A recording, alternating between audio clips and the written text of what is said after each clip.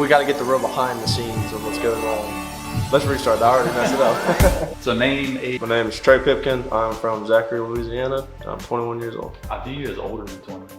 Because you came up fast through the ranks. Well, I did, but my kid days and kids vet and stuff was not too hot. I actually never won a kids race. I didn't win a race until I was in juniors when I moved up from the kids races in the morning to the main event. I saw that. So in 2009, you kind of just dipped your toe in with 3 races. 2010, just 3 races, just kind of feeling it out. But I know Dad was the biggest part in bringing us to races, and I'm sure at the time he was working shift work. I'm sure in 09 it was whatever we could make. But yeah, we went racing on weekends and started out really just trail riding, going to Forest Hill and doing what Dad did. And some of those kids races, I mean, you were going against some very stiff competition at the time. One of the races that mostly stand out to me was there was a race, I forget where it was. I was racing against Trey Pipkin. I was pretty much led the entire race, fell in the last lap and broke my shifter. And because of that, he passed me in one of the straightaways. And I think that's really what kind of like, man, this winning stuff's nice. Like, we need to make it happen. So yeah, then you moved up to the kids vet class, 2 podium finishes, and Haven Alford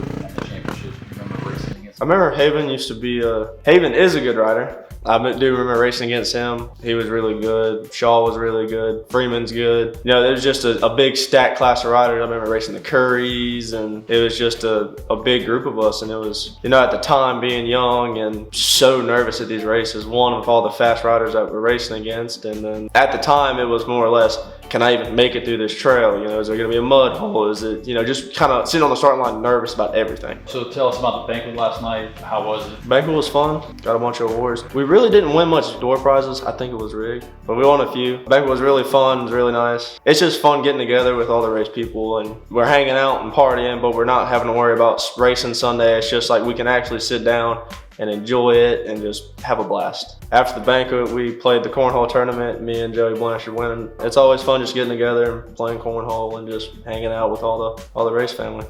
So yeah, really good job recapping the little kids class. And then so in 2015, you moved up to the big race in the junior class. It looked like the first year in the main event, you got 5 wins in the junior class championship. I remember when I moved up to the big bike, I definitely felt comfortable on it. I guess it just suited me better than the little bikes did. I don't know what it was. It just, whenever I moved into the main event, it was very, I don't know, I felt more comfortable racing the bigger bike and the longer race. And I still remember the very first main race I did was at Kentwood.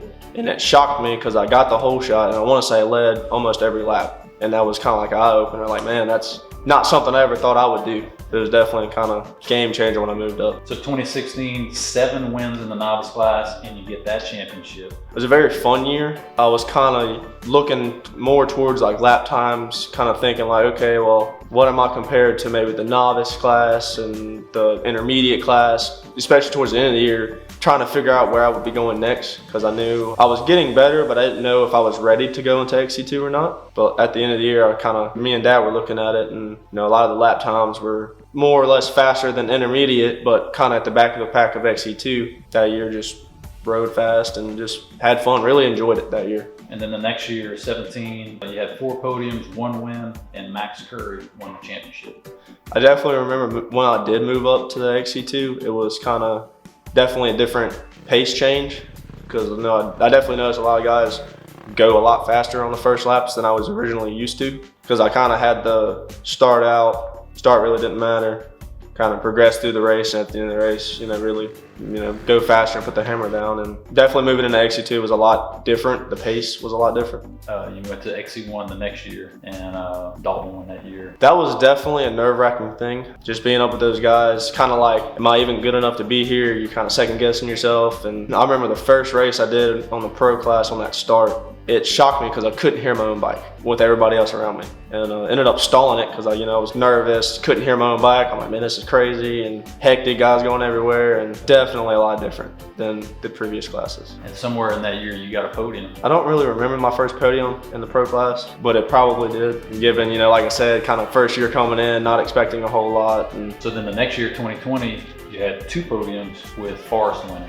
Right. Did you ever try to latch on to him or try to learn off of these guys? I remember whenever I did move into pro class, my whole goal was to ride with behind as many of the people as I could, because I know they were a lot faster than me, trying to get used to the pace. You know, if I got a good start, I'm not trying to override, but trying to keep up with where I was, and just riding with a faster pace. Definitely, you know, as you ride more with them, you'll definitely get faster as you go. Yeah, so 2021, 7 podiums in the pro class, 2 overall wins. That was at Jonesboro and Alton Acres.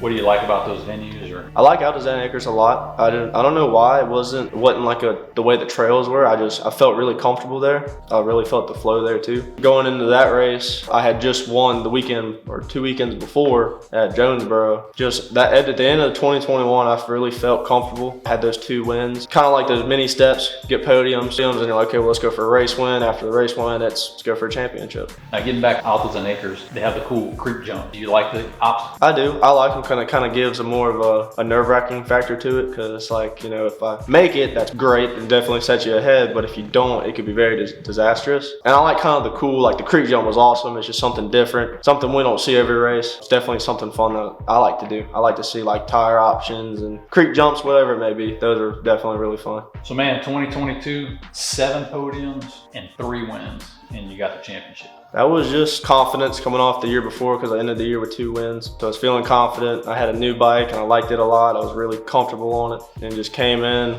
Round 1 was a little rough. Didn't do as good as I wanted to. I think I got 5th or 6th, but just tried to stay as consistent as I could. Try not to do anything stupid to lose points and whatever it may be. Because once you start looking at, okay, well, I have a 5th, and as the season progressed, you know, top 3s and wins and whatever it might be. So then you're looking at, okay, well, if I have a bad race, then I'm losing a drop. So from there, it was just staying consistent, and, you know, if I knew I could win, I would try my best to, but, you know, if I couldn't, I didn't want to ride over my head and fall, make a mistake, and lose valuable points. When you first got into riding, how did that happen? 2 years old, and Dad bought me a little motorcycle because that's what he grew up doing, and he raced all the national enduros and all the Sarah races. So he grew up riding the enduros and trail riding. So me and my sisters, we grew up, got into it. From there, it was just, you know, riding as a family, having fun, and then kind of turned into, well, let's go do a race. And from there, it took off into racing. So I got this picture of you, and it shows that you're a motocross champion.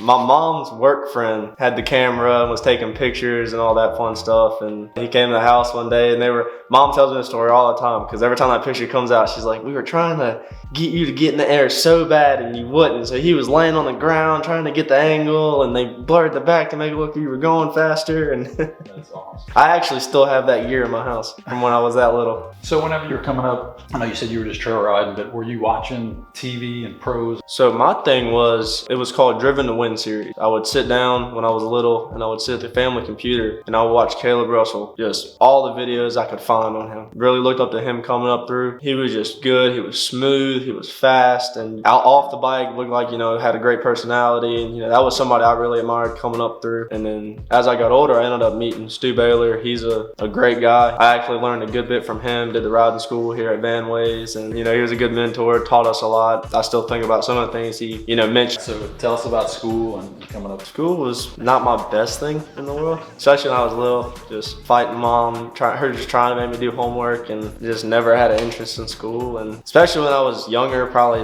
up till probably 6th grade, just bad kid, always getting in trouble, just doing stupid stuff. And middle school was about the same. Just high school, I got better because it was kind of more of like, I still didn't like it, but it was like, well, you gotta make it through. You can't just not graduate high school. Finished out fairly good. Wasn't the best, but I made it through. And in high school, actually, you know, went through the welding program, and that just kind of led into what I do now for a career.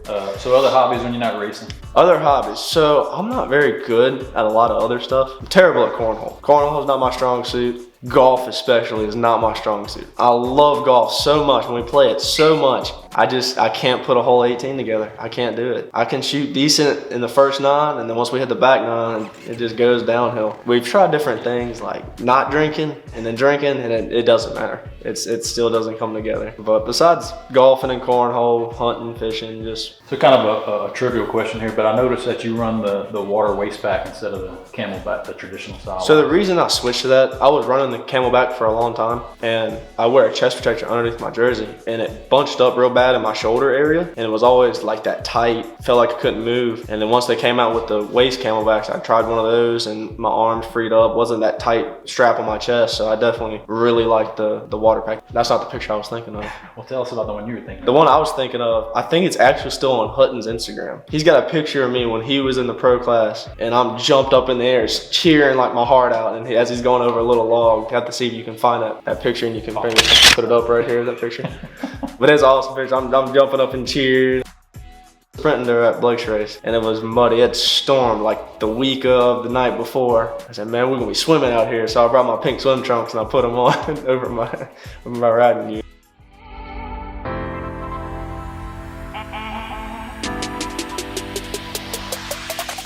What are your racing goals for this year and beyond? So this year, there's always room to improve. No one's ever perfect, and I'm very far from it. So just first off is just making less mistakes in these races. I know a big factor that can really kill your endurance is you start making mistakes and you run out of energy. So riding smoother, faster, making less mistakes. Ever since the end of last year, I've been working on fitness level, trying to get it up, trying to get stronger, because these 350s do get hard to hang on to at the end of a race, especially if it's really rough. So just getting better in shape and just being able to almost do more than the hour and a half. So if I can, train myself to go more than an hour and a half, that hour and a half won't be as long. What do you do to exercise? I do a lot of running. I just moved to Baton Rouge, so I run around the LACC lakes a lot. I think it's 4-point-something miles. So running a lot, doing weightlifting and stuff like that, just trying to get in better shape, get stronger and more fit. I do a lot of the HIIT workouts, cardio stuff. I like the rowing machine a lot, do that a good bit too. Who you want to thank?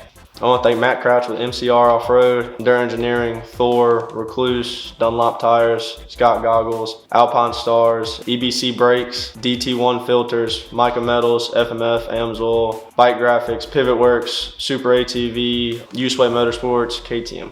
All right, last question we'd like to leave off on. Best riding tip anyone has given you? Probably, I remember when we were at the Stu Baylor camp, he was teaching us I think it was Andrew was his name, the guy that works with Stu. He was standing with a stick on the side of the course, and they were making us turning our toes in. Because the thing was, if your toes are turned in, when you're squatted down, your knees are going straight into the bike. I remember he was standing with a stick, and he would slap your boot every time you came around and your toes weren't pointed in. That's probably the best thing that I've learned and got comfortable and kind of muscle memory doing.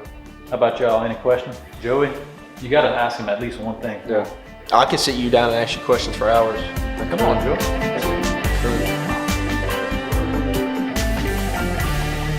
How are you, Greg? Not good. Should I not ask you that? No, you can ask me that. Grades weren't good. Matt Crouch with MCC. Thank Matt Crouch with MCC. Why am I saying MCC? Matt Crouch with MCR off. It's in your head. I messed it up one time and it's over with now. It's 3 letters.